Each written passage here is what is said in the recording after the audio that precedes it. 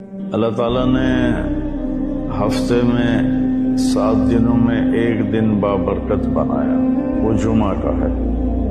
اس میں ایک گھڑی دعا کی قبولیت کی ہے، وہ چھپی ہوئی ہے۔ اس گھڑی میں جس خوش نصیب کو ہاتھ اٹھانے کی دولت مل جائے، دعا فوراً قبول ہوتی ہے اور سیدھی عرشوں پر جاتی ہے۔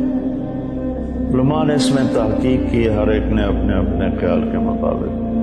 بعضوں کے نزدیک جب امام خطبے کے لیے ممبر پہ آتا ہے تو وہ دعا کی قبولیت کا وقت ہے۔ بعضوں کے نزدیک جب 2 خطبوں کے درمیان بیٹھتا ہے تو وہ وقت دعا کی قبولیت کا ہے، اور بعضوں کے نزدیک عصر سے مغرب کے درمیان کوئی بھی گھڑی اللہ کی بارگاہ میں دعا کی قبولیت کی ہوتی ہے۔